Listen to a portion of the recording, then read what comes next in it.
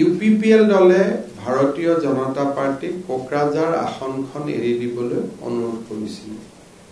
যোৱাকালি ভাৰতীয় জনতা পাৰ্টিৰ ৰাষ্ট্ৰীয় সভাপতি জেপি নাড্ডা ডাঙৰীয়া, গৃহমন্ত্ৰী অমিত শ্বাহ ডাঙৰীয়া আৰু ৰাষ্ট্ৰীয় সাংগঠনিক সম্পাদক বিএল সন্তোষ ডাঙৰীয়াৰ সৈতে আমাৰ ৰাজ্যৰ সভাপতি ভৱেশ কলিতা ডাঙৰীয়া আৰু মই বৈঠক এখনত অংশগ্ৰহণ কৰিছিলোঁ।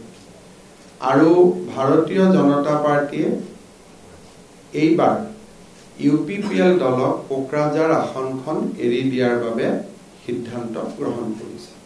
অসম গণ পৰিষদ দলে এইবাৰ কাজিৰঙা, বৰপেটা, ধুবুৰী অথবা কৰিমগঞ্জৰ এটা সিট তেওঁলোকে ভাৰতীয় জনতা পাৰ্টিক এৰি দিবলৈ আগ্ৰহ প্ৰকাশ কৰিছিল। আমাৰ দলৰ শীৰ্ষ নেতৃত্বৰ সৈতে অসম গণ পৰিষদ দলৰ সভাপতি অতুল বৰা ডাঙৰীয়াৰ বিভিন্ন পৰ্যায়ত বাৰ্তালাপ হৈ আছিল আৰু যোৱাকালি বৈঠকৰ পিছত মোক ৰাষ্ট্ৰীয় নেতৃত্বই অনুৰোধ কৰিছিল যে অসম গণ পৰিষদ দলক আমি অনুৰোধ জনাব লাগে যাতে তেওঁলোকে এইবাৰ নিৰ্বাচন দুখন আসনত সীমাবদ্ধ ৰাখে।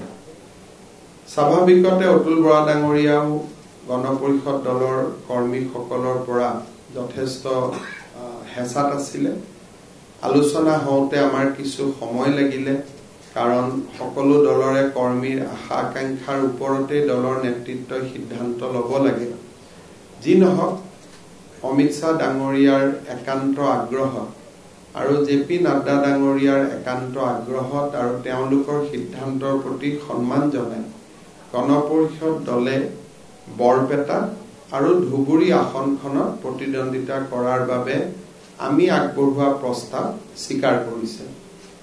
ফলস্বৰূপে এখন আসন ইউপিপিএলত গ'ল, দুখন আসন গণ পৰিষদ দলত গ'ল, তিনিখন আসন, 11খন আসনক লৈ আজি নিশা আমাৰ সংসদীয় বোৰ্ডৰ বৈঠক অনুষ্ঠিত হ'ব।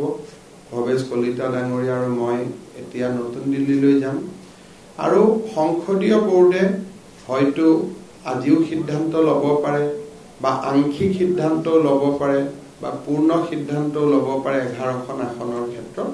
সেইটো সন্ধিয়ালৈ আমি বা নিশালৈ আমি বুজি উঠিব পাৰিম। বৰ্তমান আজিৰ দিনটোত আপোনালোকক জনাবলগীয়া তথ্য এইটোৱে।